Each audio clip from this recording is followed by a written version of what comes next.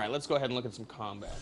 One of the things that we really wanted to do here is we wanted to make sure that the game was accessible to everybody, as I've said. So one of the ways that we've done that is we made sure that, especially if you're a console player, but even if you're a PC player, if you're not sort of a hardcore combat fanatic, then you can get in there. So let's see here. We've added a lock-on. So now what you can do is you can actually lock onto things, and if I pull out my bow, I've got a really good chance of hitting something here. So that's an option for you if you want to play it that way. It's a long game, however, and you may want to, you may want to level your skill set up. So if I choose not to lock on, and I'm probably going to miss, but let's see what we can do here. There we go. If I choose not to lock on, I can shoot my bow sort of on the fly. And what we've done is we've said, okay, well, if you're not going to lock on, you're going to do double damage. So what it does is it gives you a balancing feature. Okay, cool. As I level up, and you'll find this with the swords and the magic, you're going to get charge attacks as well. You know, it's an RPG, so we want to make sure that the longer you play, the funner it is. So let's go ahead and jump in and see if we can do some melee. Cool.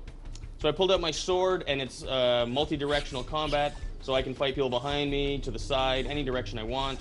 There we go. Oh, get the guy behind me. There we go. And the idea being that if a mob attacks you, you can really handle a large group of people, regardless of what they're doing. Other things that we've got are as you're attacking, if I just want to button mash, I can. But at the end of every swing, you'll see my sword glows blue. And if I hit the button at the right time, I'll actually pull off a combo. So the idea is that there's different kinds of combat going on with everything. All right, let's take a look at some magic real quick. Cool, so we've got a fireball here. It's an RPG, you've got to have a fireball.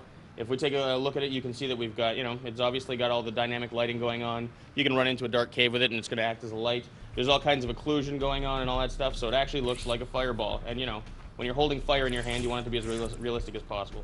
Let's take care of these guys. So I'm going to throw some fireballs at these guys. Again, I can lock on if I want to. There we go. And let's just do that for a second.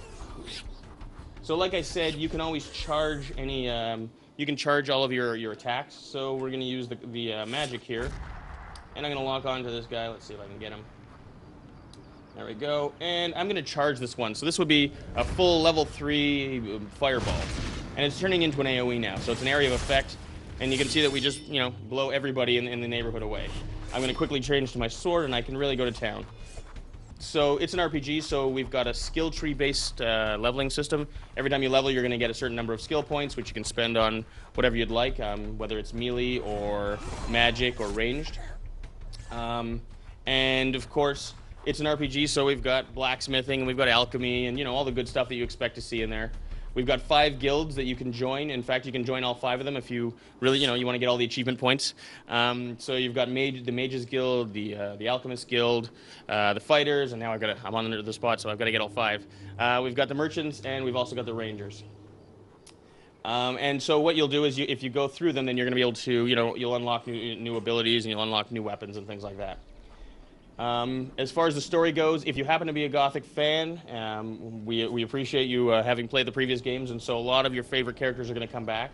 And in fact, the lead character from all the previous games is back, but this time, at least at the beginning, he's the bad guy. So if you recognize it, then you're going to have some closure, but if you're brand new to it, then it's okay too, because, it's a brand new character, it's a brand new island, and it's kind of fresh.